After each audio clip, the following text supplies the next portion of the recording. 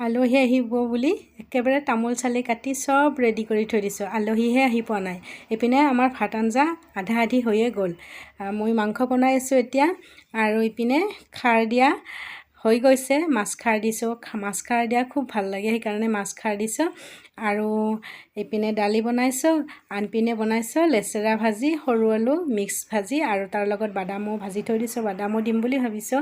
তাৰপিছত আছে এইপিনে মাছ ভাজি, আৰু 2টা কণী বইল কৰিও থৈ দিছোঁ, কাৰণ কণীও দিম বুলি ভাবিছিলোঁ, আহিয়ে পোৱা নাই এতিয়া। তাৰপিছত আৰু এতিয়া মাংসখিনি অকণমান বনালেই হৈ যাব। এইপিনে দৈ মিঠাই আনি থোৱা আছে, সেয়াও হ'ব। পাপৰ পুৰি থোৱা আছে, সেইখিনিও হৈ যাব। গতিকে আলহীৰ কাৰণে আমি চব ৰেডি। ভাত আঞ্জা হৈয়ে গ'ল, খালি আলহী আহিলেই হ'ল। আৰু আলহী আহি পোৱাৰ আগতে অকণমান বাচন বৰ্তনবোৰ ধুই ল'বলৈ ৰেডি হৈছোঁ, আৰু বোলো বাচনখিনি তাড়াতাড়ি ধুই লওঁ, আৰু অকণমান তেতিয়াহে জিৰাব পাৰিম, আলহীৰ লগত কথা পাতিব পাৰিম, তেনেকুৱা নহয় জানো? নহ'লে আৰু ভাল নালাগে। আৰু যিহে গৰম, তাৰমানে একদম জীৱ ওলাই যোৱা গৰম ধৰিছে।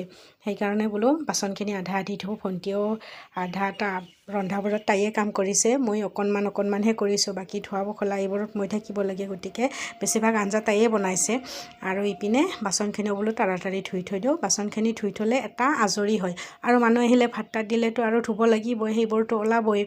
আৰু আলহীও আহিব, এনেকুৱা 2জন আলহী। ইহঁতৰ আমাৰ মানুহজনৰ নিজৰ মমায়েকৰ ল'ৰা, ককায়েক হয়। এতিয়া বয়স হৈছে অকণমান, বোলো তাৰ আগতে এদিন আমাৰ ঘৰলৈ মাতিব, সেইকাৰণে আমাৰ ঘৰলৈ মাতিছে। আজি ককায়েক 2জনক বহুত সৰুকালৰ স্মৃতি হয়তো সিহঁতে ৰোমন্থন কৰিব, ভালো লাগে দিয়কচোন এনেকুৱা। আৰু এতিয়া আৰুনো কি, মানুহৰ জীৱন কেইদিনো থাকিব, সেইকাৰণে এতিয়া অকণমান আজি লগ হ'ম বুলি ভাবিছে, সেইকাৰণে আহিবলৈ কৈছে।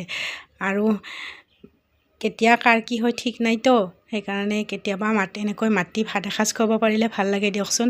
এইপিনে কেৰাহী কাঁহী চব একেবাৰে ধুই আজৰি হৈ লৈছোঁ মই।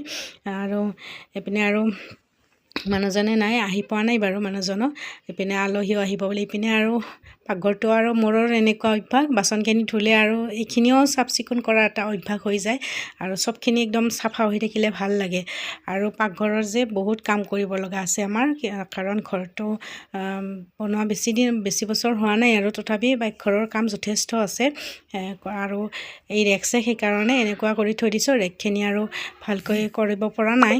তাৰপিছত আৰু এইপিনে টাইল চাইল চব চাফ চিকুণ কৰিলোঁ মই। এইখিনি চাফা হৈ থাকিলে ভাল লাগে, সেইকাৰণে ঘঁহি পিহি সকলোবোৰ চাফা কৰিছোঁ।